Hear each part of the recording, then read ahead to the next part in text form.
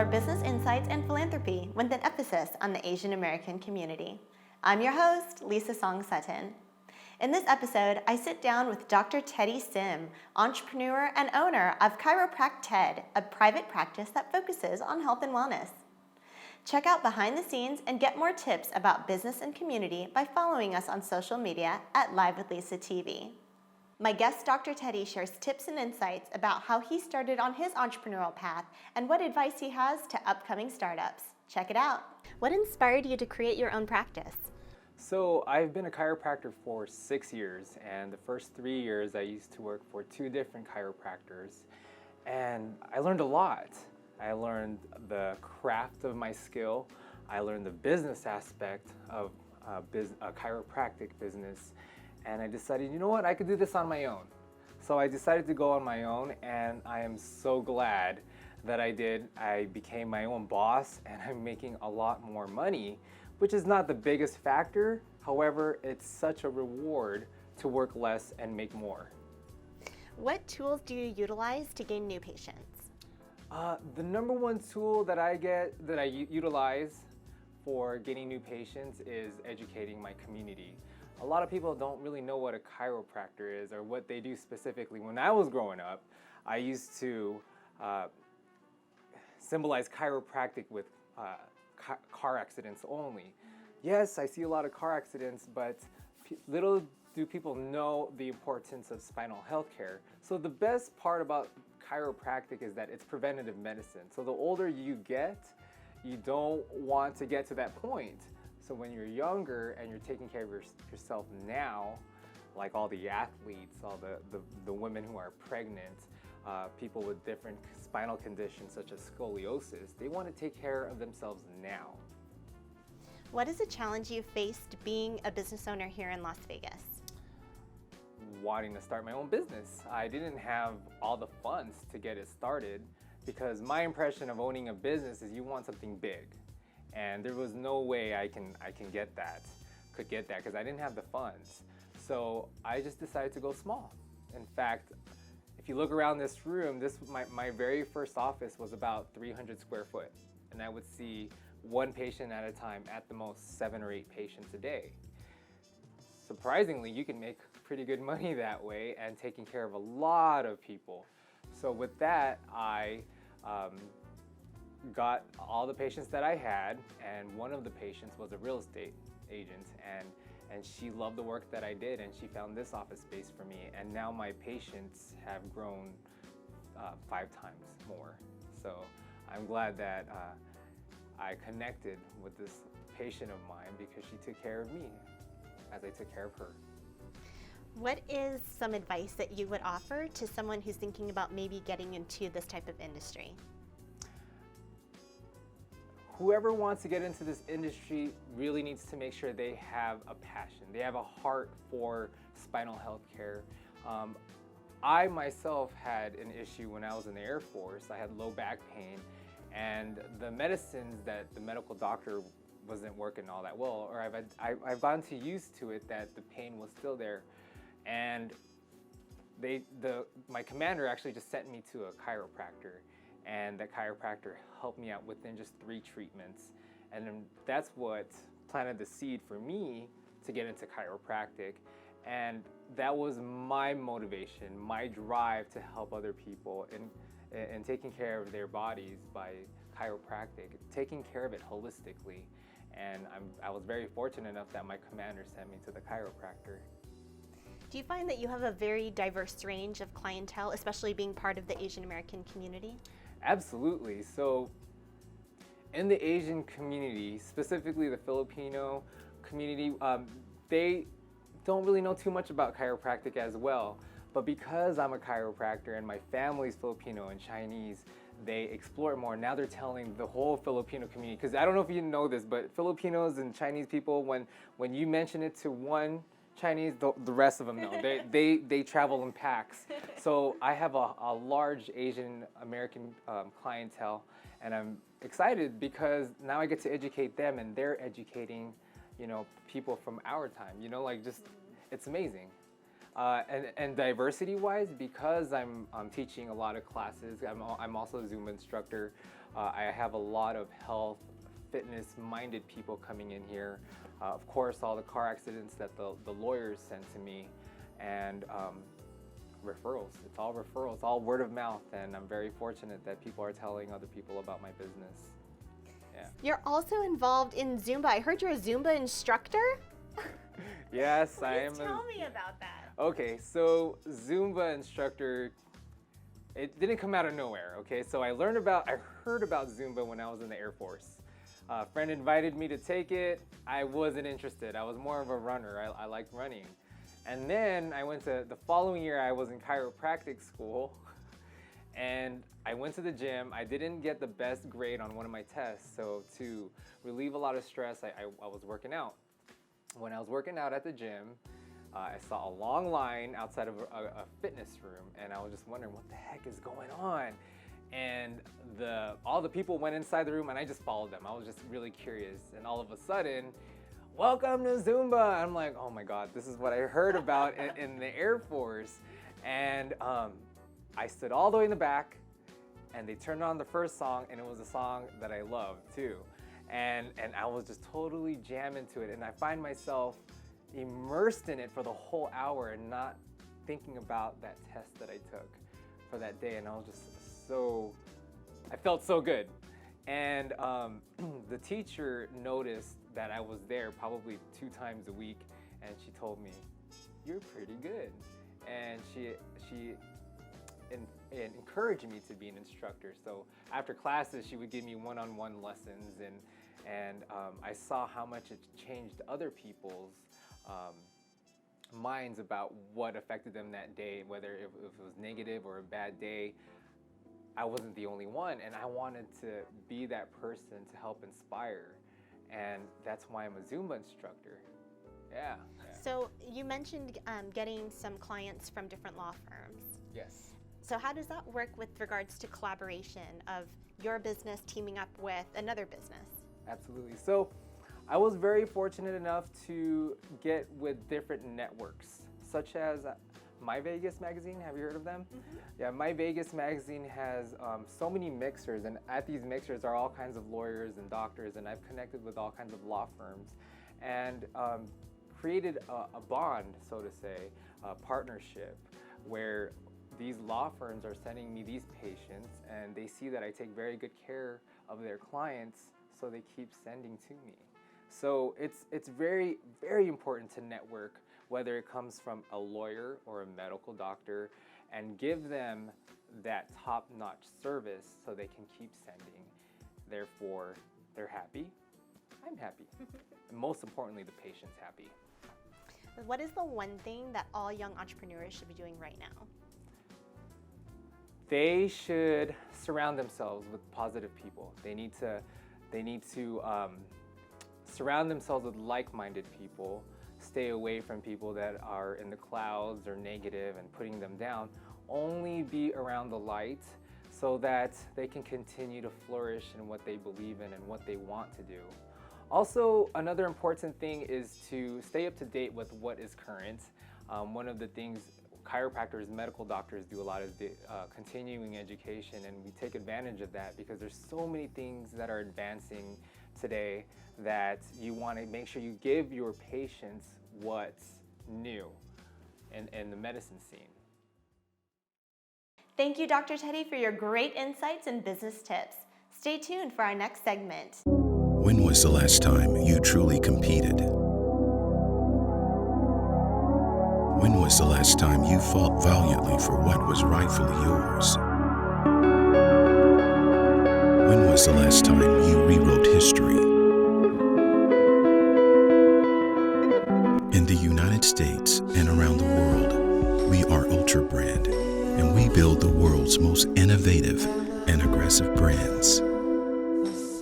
Welcome to Synergy Sotheby's International Realty. Our purpose is to artfully unite extraordinary properties with extraordinary lives. We are committed to helping our clients purchase or sell with unparalleled service from start to finish. With nearly 700 offices worldwide, including 2 in Las Vegas and Henderson, we provide access to luxury homes, investment properties, and more.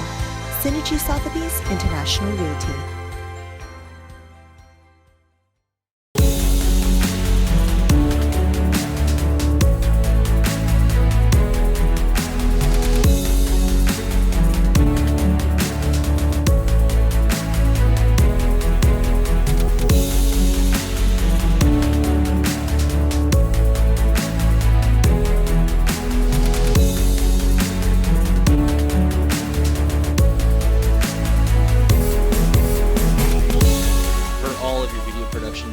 Contact us at mohicanmedia.com. To learn more business tips and see behind-the-scenes photos, find our social media at Live with Lisa TV. Stay tuned for what we have coming up next. Earlier this month, the Sotheby's International Realty Global Networking event was held in Las Vegas. The Sotheby's GNE is held once every 18 months and brings together the brokerage's million-dollar agents from around the world. Sotheby's luxury agents from New York, Miami, Dubai, Sydney, and other offices were in attendance. The local Las Vegas office, Synergy Sotheby's International Realty, hosted the GNE pre-launch event at its flagship penthouse listing. Encompassing 27,000 square feet of indoor-outdoor space, the views and scenery dazzled the agents. A special appearance was made by Miss Nevada, United States, Ashley Nelson, and catering was provided by Sin City Cupcakes. Perched high above the Las Vegas Strip, the brokers and agents were welcomed to the city in true Las Vegas fashion. That was a wonderful event. Up next, best-selling author and founder of Lifestyle Entrepreneurs Press, Jesse Krieger, shares his best tips for how you can become a lifestyle entrepreneur.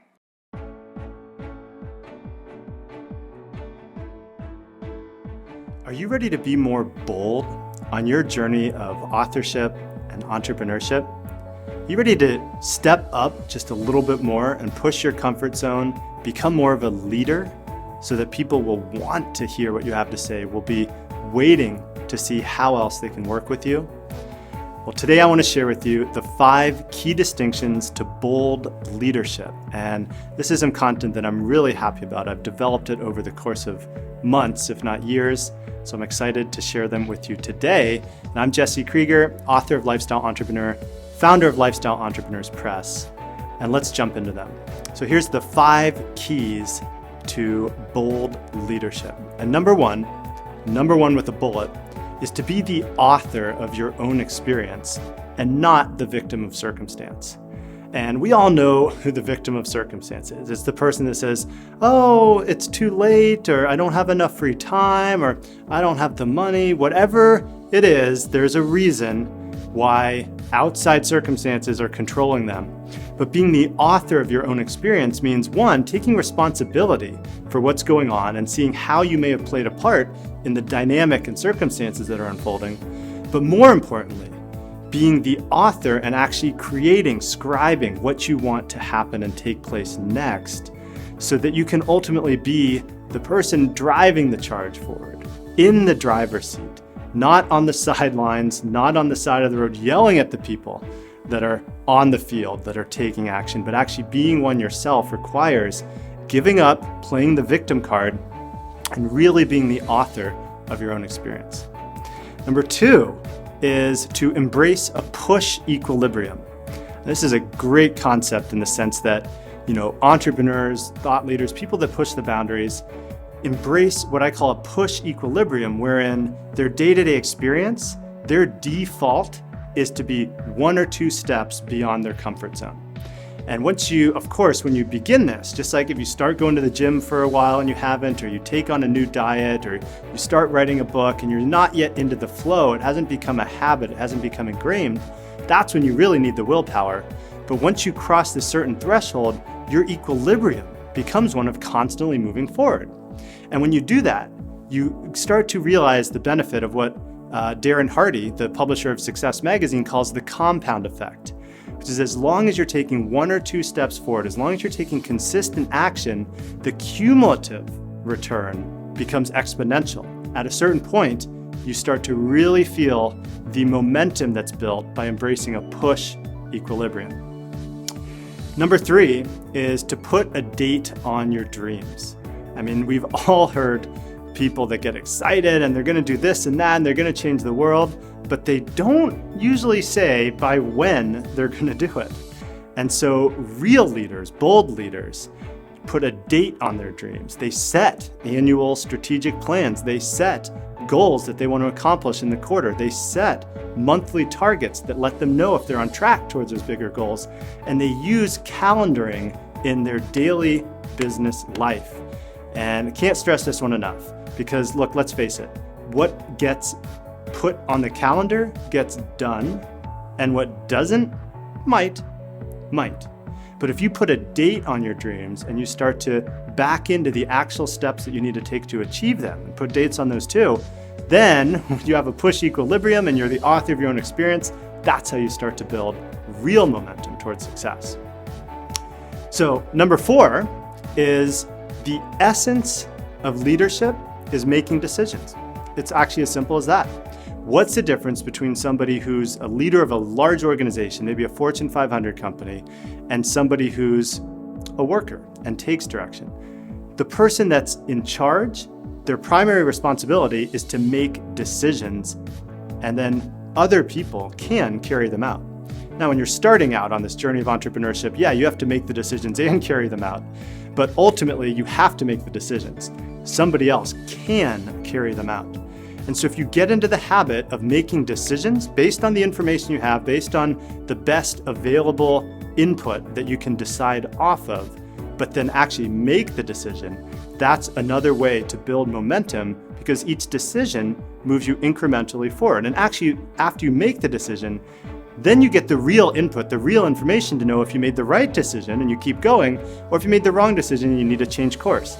There's nothing wrong with making a wrong decision. There's nothing wrong with changing course. There's only fault in not making a decision in the first place. So that's key number 4, that at the essence of bold leadership is making decisions. And number 5 is you have to know how to give and receive, underscore and receive. How many people do you know that love to give? They love to serve. I just like helping people. I'd love to just share my knowledge and share my experience. And they're broke. So what happens a lot of time is that people give and they give and they give, and then eventually they just give in because they're not practicing receiving as much as they are giving. It may sound counterintuitive. We're raised hearing it's better to give than to receive, right? I remember hearing that one growing up, but it's pretty damn good to receive too. And so if you can balance out your instinct to give, to serve, of course, that underpins everything that we do. As authors and entrepreneurs, we want to share, we want to give, we want to serve. But if we don't practice receiving, then we just end up depleted. And so you can practice receiving in a simple way by if somebody gives you a compliment, somebody acknowledges you, instead of just saying, oh, no, it's nothing, it didn't mean much. Say, oh, thank you. Thanks so much, man. I really appreciate that. I put a lot of work into it and I just appreciate that you acknowledge that. That's receiving a compliment, and there's a parallel to receiving compensation. Compliment, compensation, not much of a difference. So knowing how to give, it's intrinsic to everything that we do as authors and entrepreneurs. Knowing how to receive separates people that are in abundance and have leverage versus people that are in struggle and are constantly deciding whether or not they want to give up, or if it's just not worth it anymore. So those are the 5 key distinctions to bold leadership, and honestly, even if you put 1 or 2 of these into practice right away, you should start to see some immediate results. If you really embrace all 5 of them and make it a practice, you're going to become unstoppable. So I hope that this serves you, and I hope that you both give and receive, just as I'm giving, and I hope to receive your comments, questions. Please reach out to me and get in touch and share those. I'll see you in a future video. To your success, and talk soon.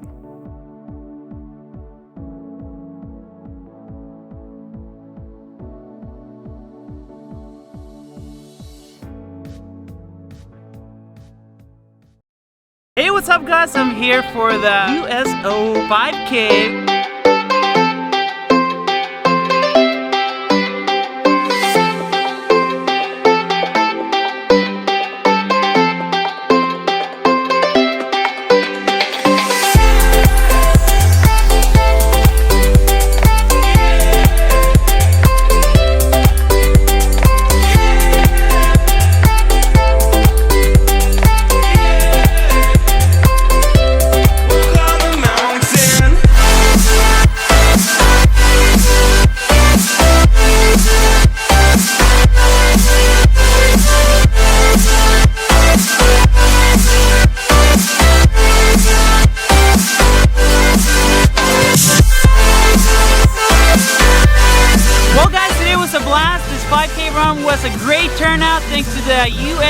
group that's giving back to the Patriots. Ricardo, Laguna from Craig Ranch Park in the city of North Las Vegas. I'm off to my next task.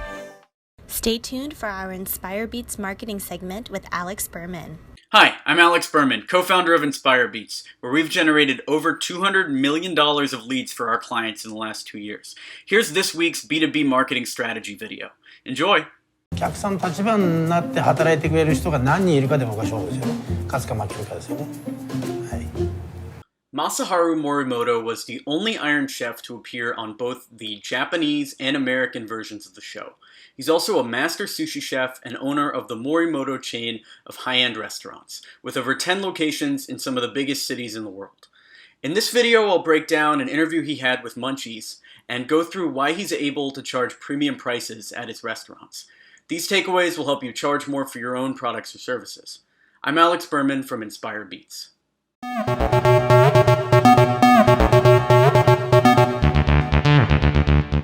Here's how Morimoto describes his menu items. We're buying the whole tuna from Japan, sustainable. You know, so we are using only sustainable tuna, of course.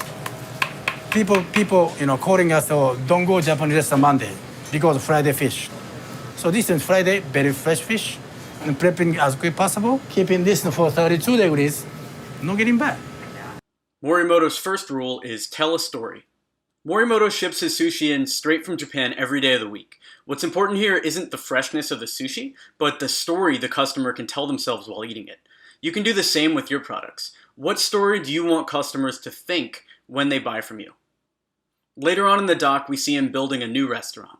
Momo-san, we supposed to open last month, but something in New York. Welcome to the United States. You know what I mean?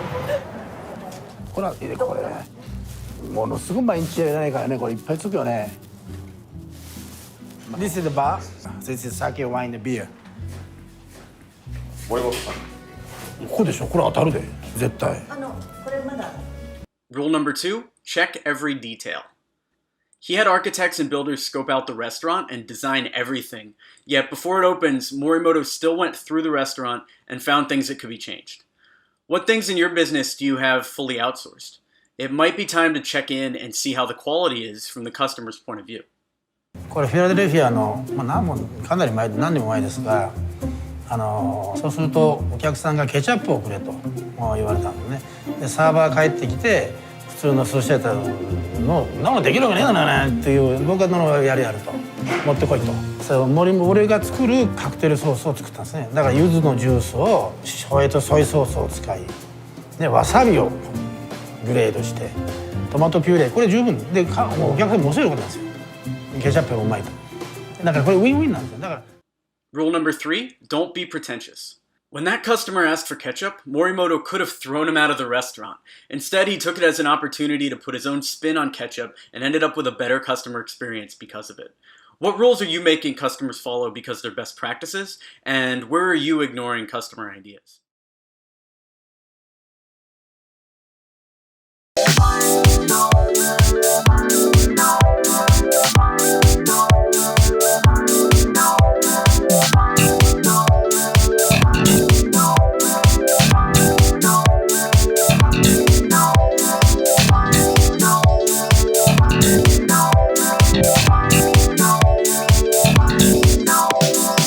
Luxury swimwear for the resort lifestyle.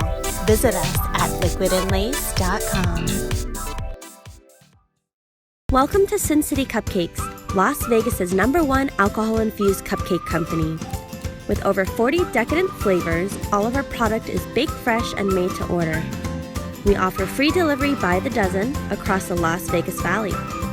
We specialize in making your event or occasion fabulous.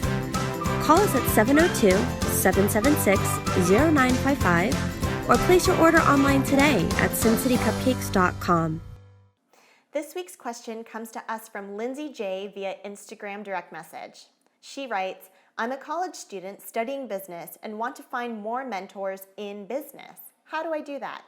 Thanks for the question, Lindsay. That's a question that many young entrepreneurs and young business people also in college ask. And my recommendation is to reach out to those that inspire you, those that you look up to in your respective industry. And remember, with a mentorship, Just like with a friend, you wouldn't walk up to someone and say, "Hi, do you want to be my friend?" You just start building a relationship with that person. Same thing with a mentor. I don't think it's sometimes the best tactic to just email or cold call someone and say, "Hi, do you want to be my mentor?" That's not how a relationship works. You should build a relationship with them, send them an email, perhaps send them an article and tell them that, "Hey, I read this article. It's something that I thought about and it made me think of you. What are your thoughts on this?"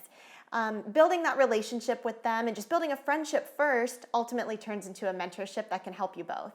Best of luck. Thanks for the question. Thank you to all my guests who joined me this week. If you have questions relating to business or entrepreneurship, submit them via social media at Live with Lisa TV or through our website at livewithlisa.tv, and I will answer them right here on the show. I will leave you with a quote from Masayoshi Son, founder of SoftBank. "Do not be bound by this age.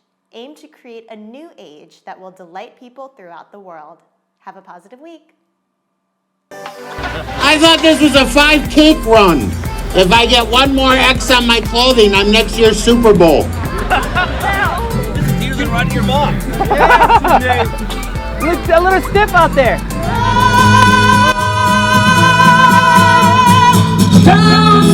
Here, I'll do it again. Yeah, that's my phone. Touched it. She laughed and then I looked at her. Yeah, my bad. Excuse me.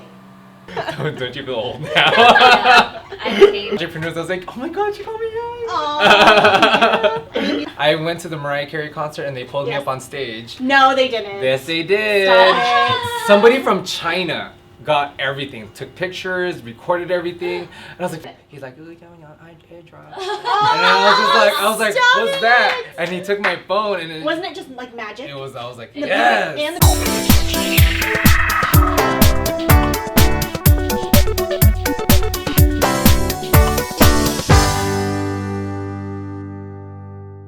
Live with Lisa TV is always looking for outstanding talent, sponsors, and entrepreneurs. If you want to be involved with production or wish to nominate an outstanding entrepreneur, contact us by visiting livewithlisa.tv.